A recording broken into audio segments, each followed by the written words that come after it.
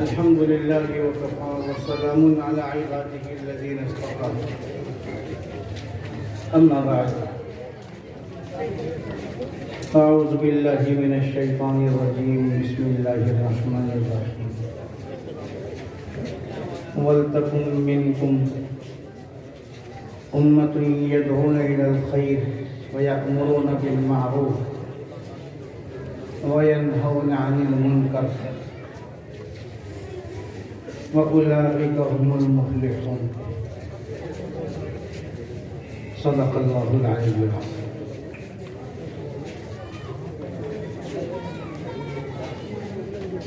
मेरे भाई और बुजुर्गों,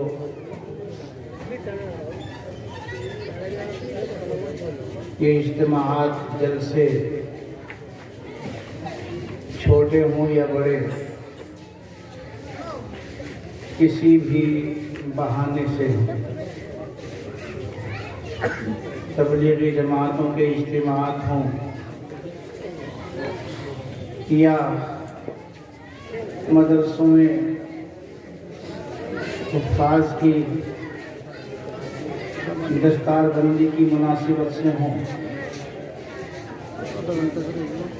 या खानकाही निज़ाम के तहत मजलिसें हों,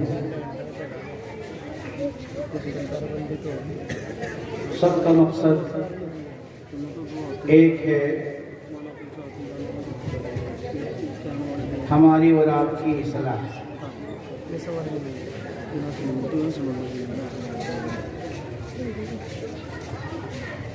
इन तमाम जलसों पर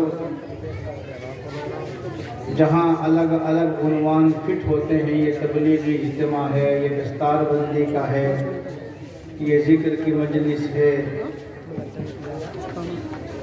एक उन्वान इस्लाही मुआशरा का सब के ऊपर मुंतबिक हो जाता है, सब के ऊपर फिट हो जाता है। मुआशरा बनता है अफराद से,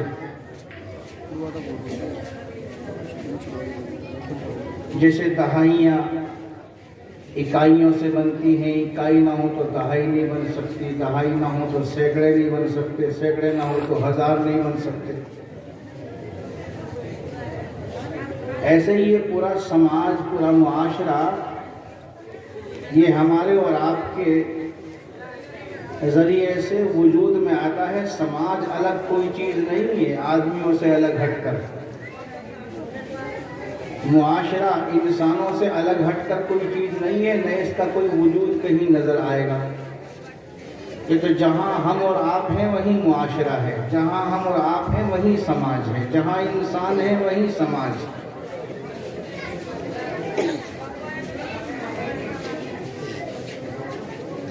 इस्लाह मुआशरा कहें या समाज सुधार कहें,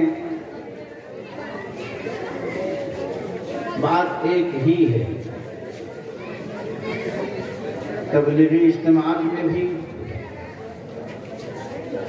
दीन की ही बातें बताई जाती हैं, उन पर अगर अमल कर लें तो हम ठीक हो जाएंगे, समाज ठीक हो जाएगा।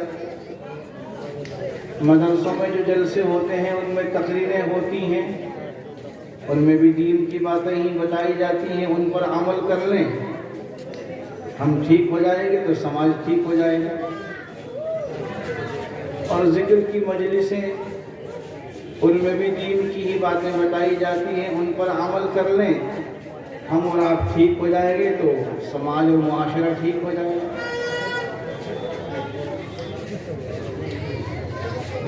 जैसे आदमी के जिस्म को मुख्तलिफ बीमारियां लगती हैं, सर से लेकर पाँव के अंगूठे तक किस्म किस्म की बीमारियां हैं। कुछ बीमारी हल्की बीमारियां होती हैं जो मामूली इलाज से सही हो जाती हैं, मकामी डॉक्टरों के इलाज से ठीक हो जाती हैं। कुछ बीमारियां बड़ी होती हैं जिनके लिए हमें बाहर निकलना पड़ता है। अपने ज़िले के हॉस्पिटल में जाते हैं, पानीपत चले जाते हैं, करनाल चले जाते हैं, और कुछ बीमारियां और बड़ी होती हैं जिनके लिए हमें डॉक्टर लोग रेफर कर देते हैं, चंडीगढ़ जाओ, दिल्ली जाओ। तो अलग अलग किस्म की बीमारियां हैं, इंतहाई खतरनाक भी हैं, जो इंसान के पूरे जिस्म को खराब कर देती हैं। सब जानते हैं, कैंसर का नाम सब जानते हैं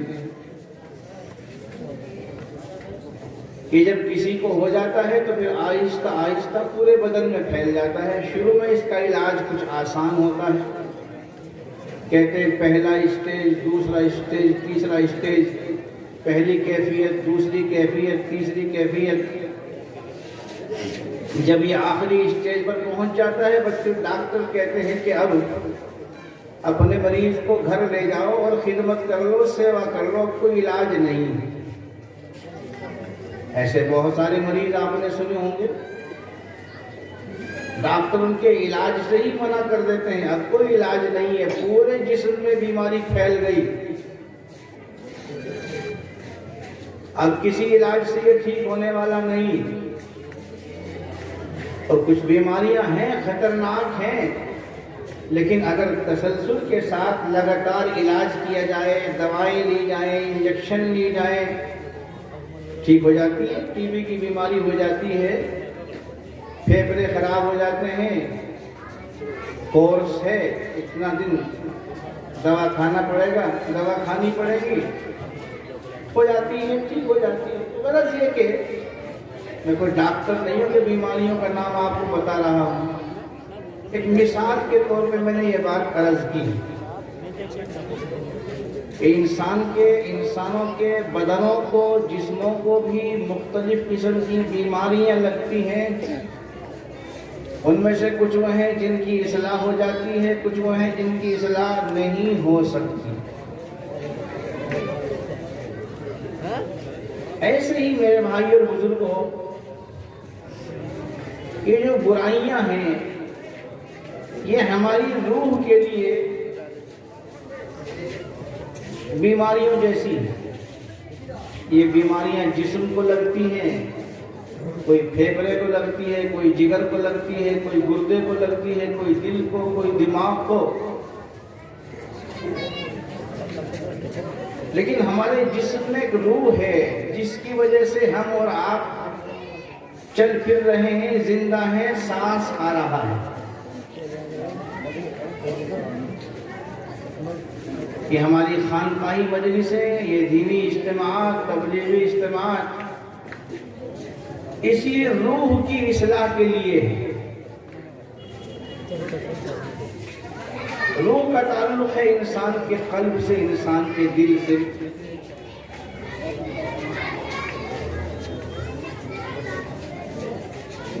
तो मेरे भाइयों, ये दिल और रूह जब इनको बीमारियां लगती हैं तो इनकी इस्लाह के लिए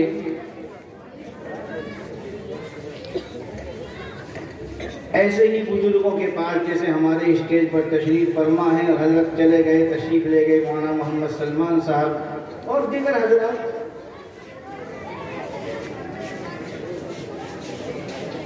ऐसे लोगों की खिदमत में पहुंचते हैं, उनकी हिदायत पर अमल करते हैं, उनकी बातें सुनते हैं, उनके मशवरों पर अमल किया जाता है,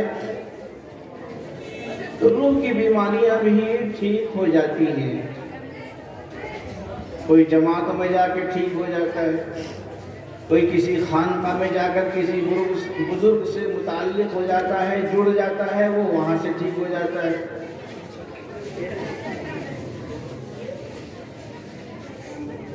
ये हमारे मदरसों में फुल चेकअप होता है, पूरी बॉडी का चेकअप होता है, सारी बातें वहां बताई जाती हैं, सिखाई जाती हैं। किताबों में सब कुछ महफूज और मौजूद है। किताबें पढ़ाई जाती हैं, फिक़ह की भी पढ़ाई जाती हैं, तफसीर की भी पढ़ाई जाती हैं, हदीस की भी पढ़ाई जाती है।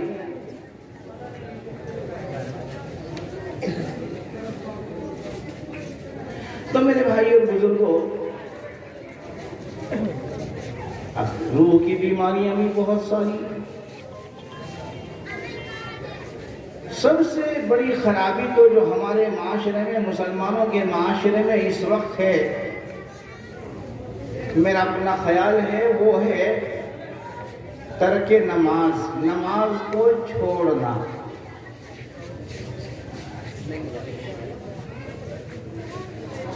नशा भी बीमारी है, झूठ भी बीमारी है, बेईमानी भी बीमारी है, धोखेबाजी भी बीमारी है, ग़ीबतें, बहतान, तराजियां, लूट मार, ये सारी बीमारियां हैं। लेकिन नशे में तो सब लोग मुब्तला नहीं होते,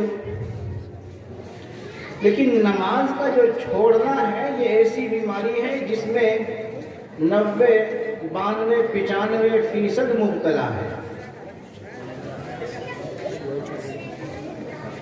अभी ये जलसा खत्म होगा, दुआ में आमीन आमीन कहेंगे, जोर से आमीन कहेंगे, भाग भाग के दूर दूर से आएंगे। जो सड़कों पे खड़े हुए हैं, जो कुछ नहीं सुन रहे हैं, जो आते जातों को देख रहे, वो भी आ जाएंगे दुआ में। और दुआ होते ही सारी जिम्मेदारी खत्म, असर की नमाज होगी, अजान होगी, और फिर देखियो आपका कितना बड़ा मजमा ऐसा है जो बाहर निकल जाएगा। ये हर जलसे में है, ये किसी एक जलसे की बात नहीं है, किसी भी जलसे में आप देखें अक्सर ऐसा ही होता है कि नमाज के वक्त में जलसा खत्म होता है, या ज़ोहर की नमाज में या असर की नमाज में, जो दिन के जलसे होते हैं। और फिर देखो आप,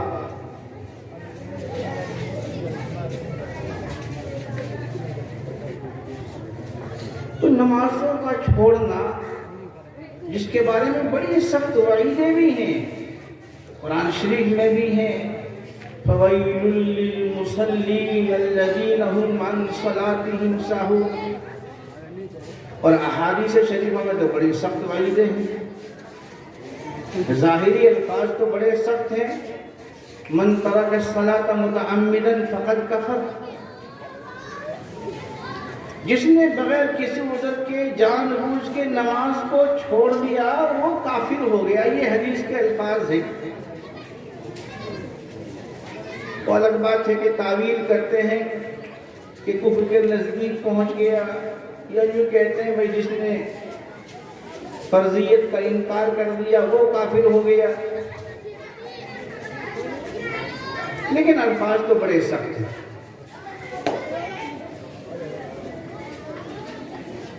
अब अगर ज़ाहिरी अल्फाज को लें तो जो लोग नमाज नहीं पढ़ते, समझो दिन में 5 मरतबा काफिर हो गए या कुफ्र के नजदीक पहुंच गए, कुछ भी कह लें। ईमान और कुफ्र के दरमियान जो हद है वो नमाज है। नमाज पढ़ी तो ईमान की हद में दाखिल, नमाज नहीं पढ़ी तो कुफ्र की हद में दाखिल। अब इससे बड़ी वईद और क्या हो सकती है, इससे बड़ी धमकी और क्या हो सकती है।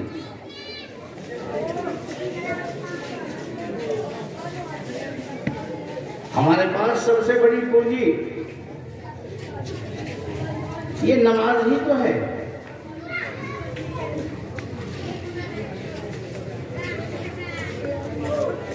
इसी के जरिए से ईमान बनता है, ईमान बचता है।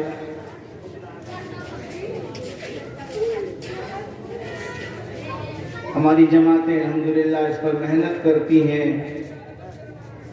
गश्त करती हैं, घर घर जाती हैं, घर घर। ये तो घर घर चंदे वाले पहुंचते हैं, ये जमात वाले। हर दरवाजे पर पहुंचना, हर आदमी से मिलकर उसको नमाज की तरगीब देना, नमाज के लिए बुलाना, और इतनी मेहनत है कि एक जमात जाती है दूसरी आ जाती है। कोई गांव मुश्किल से ऐसा होगा जहां किसी भी मस्जिद में जमात न रहता हो। पिछले जो 2 साल गुजरे हैं इसमें तो हो सकता है। तो हर गांव में जमात मौजूद, गश्त हो रहा है, बाकायदा एक एक आदमी से मिलकर नमाज की तरगीब, इससे बड़ी मेहनत और क्या हो सकती है? इससे बड़ी तो कोई मेहनत हो ही नहीं सकती। एक तो है जलसों में तकरीर कर देना, यकीनन ये भी अहम है, लेकिन अफराद से मिलना बड़ी मेहनत है। मदरसों में बाकायदा बच्चों को अपने पास रखकर हमारे काबिर ने, बुजुर्गों ने, अल्लाह दर्जात बुलंद फरमाए, हमारे काबिर देवबंद हजरत मौलाना मोहम्मद कासिम नानोतवी, हजरत गंगोही वगैरह वगैरह, इन हजरात ने जो ये सिलसिला हमारे मुल्क में, हमारे इलाके में शुरू किया कि बाकायदा बच्चों को मदरसे में रखकर, अच्छे माहौल में रखकर, उस्ताद एक एक बच्चे पर मेहनत करता है, एक एक बच्चे का सबक सुनता है। तो ऐसे ही हमारे अकाबिर अपनी मजलिसों में एक एक आदमी पर मेहनत करते हैं, उनसे बातें करते हैं, पूछते हैं तुम क्या कर रहे हो, क्या पढ़ रहे हो। तो गरज ये कि तीनों तरीके से बड़ी मेहनत हो रही है, मगर उसके बावजूद हमारा मुसलमानों का ये हाल है, नमाज पढ़ने को तैयार नहीं, मस्जिद से ऐसे भागते हैं जैसे अत्तैरु बिल कफस, किसी ने कहा है मुनाफिक मस्जिद में ऐसा है जैसे पिंजरे में परिंदा।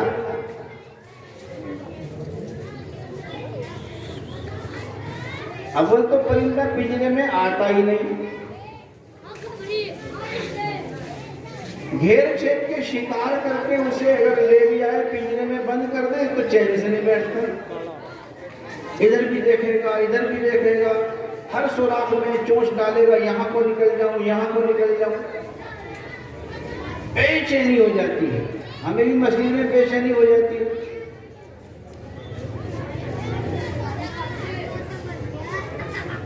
और जो हकीकी ईमान वाले हैं, जिनके दिलों में ईमान है, ईमान की लज्जत है, जिन्हें ईमान का मजा हासिल हो गया, उनकी कैफियत ये है कि वो मस्जिद में ऐसे होते हैं जैसे पानी में मछली, निकलना ही नहीं चाहिए,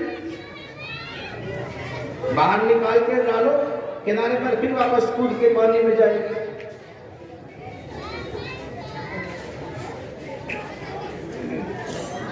तो हमारे लिए कसौटी है ये परखने का, अपने ईमान को परखने का बड़ा जरिया हमारे पास मौजूद है। सुनार तो सोने को परखते हैं कसौटी पर, हम अपने आप को परख सकते हैं कि मस्जिदों में हमारी कैफियत क्या है। उसी से अंदाजा हो जाएगा कि हमारे ईमान में कितनी ताकत है।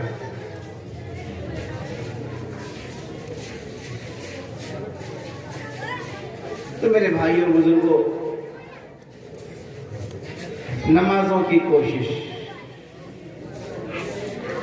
हुजूर अकरम सल्लल्लाहु अलैहि वसल्लम ने इरशाद फरमाया, मेरा जी चाहता ये हदीस तो ऐसी है जिसको हमारे जमात वाले बार बार सुन चुके हैं, लेकिन जो लोग जमातों में नहीं जाते, ऐसे जज्बों में शरीक हो जाते हैं किसी न किसी बहाने से कि आपने इरशाद फरमाया, मेरा जी चाहता है कि मैं किसी को कहूं कि अजान पढ़े, फिर जमात खड़ी हो जाए और मैं निकलूं, गलियों में जाऊं,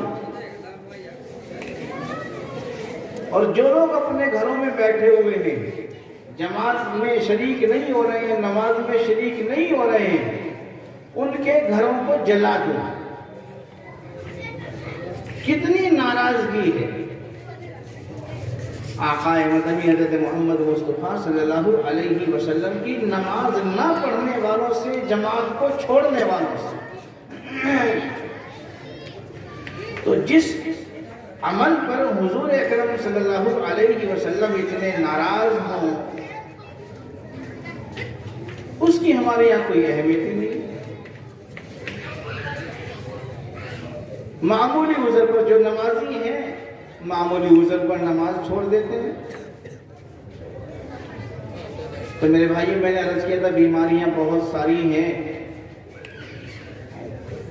सबकी इस्लाह की जरूरत है। ये सब बीमारियों के इलाज की जरूरत है, ऐसे ही सब खराबियों की इस्लाह की भी जरूरत है।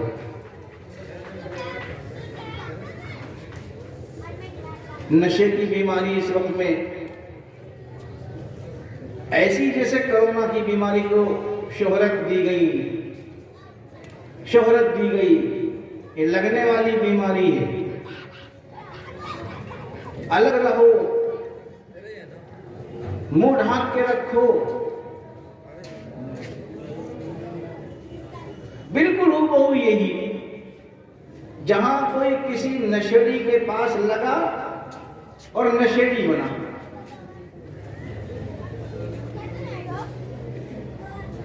सारे गांव वाले या गांव के जो नौजवान हैं या बड़े छोटे जो भी हैं, जो नशे में लगे हैं, वो सब के सब एक वक्त में नशे में मुब्तला नहीं हुए कि सारे के सारे एकदम से नशेड़ी बन गए हैं।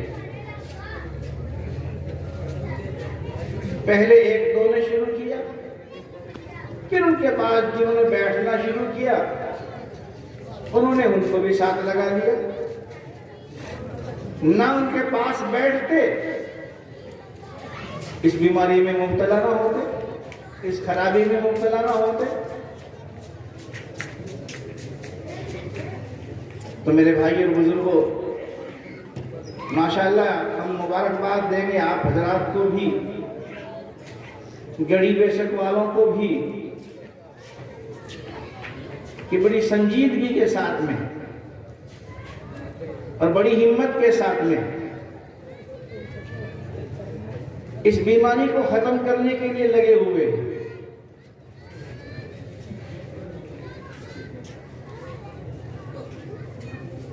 जब कोई आदमी किसी अच्छे काम पर लगता है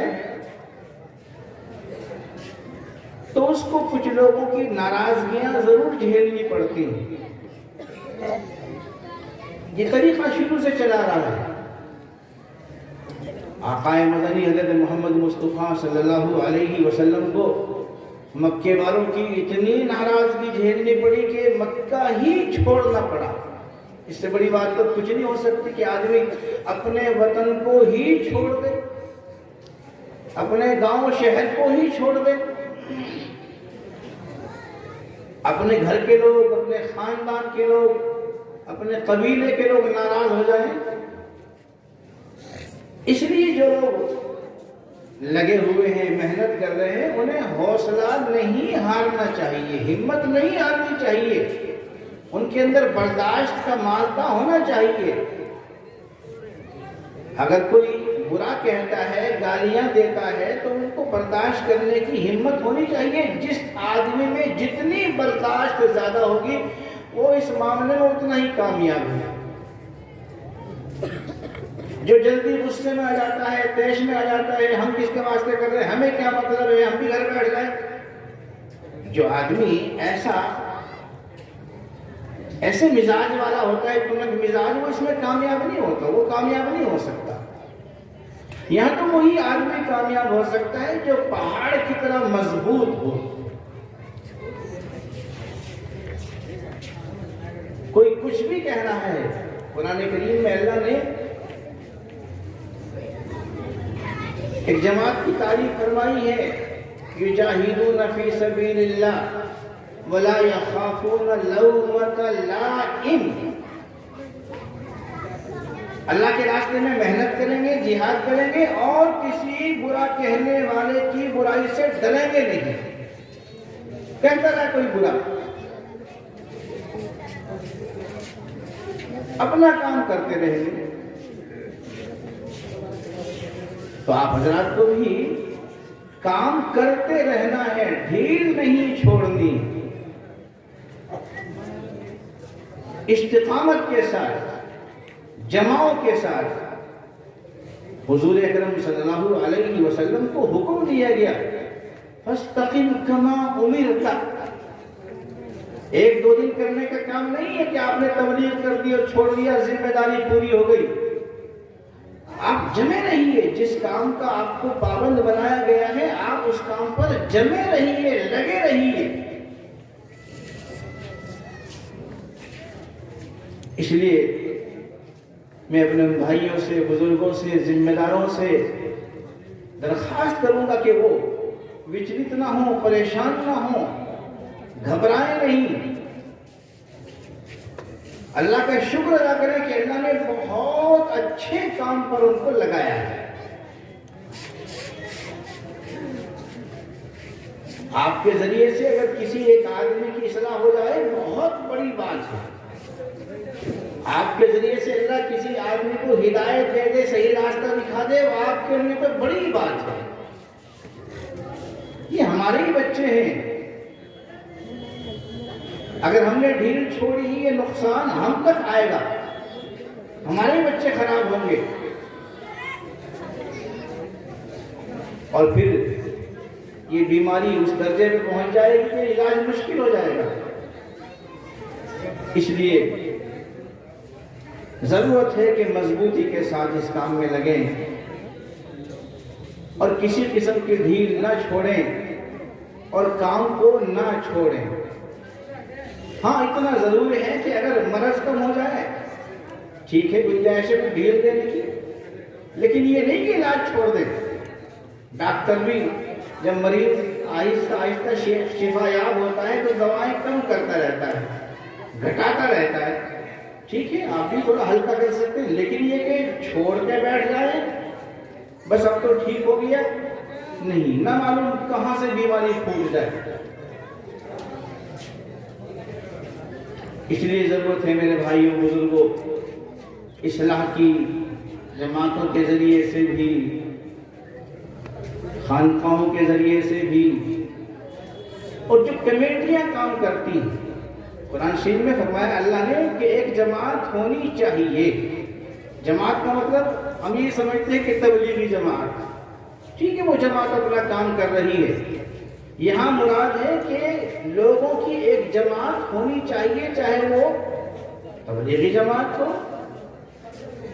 उलमा की जमात हो, जमीयत उलमा हिंद हो, या किसी गांव में कुछ मुंतखब अफराद हों, वो भी जमात ही है। ये जिम्मेदारी तो सबकी है। मदरसों में भी तरबियत हो, ये नहीं कि सिर्फ हरूफ रटा दिए, हाफिज बना दिया, दस्तार बनवा दी, पगड़ी बनवा दी। जिम्मेदारी है असातिज़ा की कि उनकी मुनासिब देख रेख होती रहनी चाहिए, उनकी वज़ा क़ता पे ध्यान होना चाहिए। ये नहीं कि टोपियों के नीचे बालों के बड़े बड़े गुच्छे हों, ऐसा नहीं होना चाहिए। उनकी हरकतों पर नजर रहे, उनकी देखभाल हो। सिर्फ पढ़ाना काफी नहीं है, तालीम के साथ तरबियत लाजिम है, बिल्कुल लाजिम। बगैर तरबियत के तालीम काम नहीं करती, तरबियत जरूरी है। तो मेरे भाइयों, ये मदरसा है आपका, बड़ी मेहनत हुई है इसमें, आप हजरात की बड़ी मेहनत की है आपने। इसकी एक एक ईंट को जोड़ जोड़ कर आपने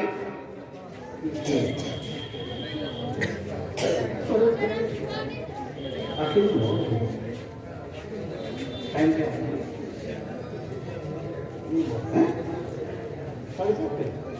4:30। ठीक है भाई। तो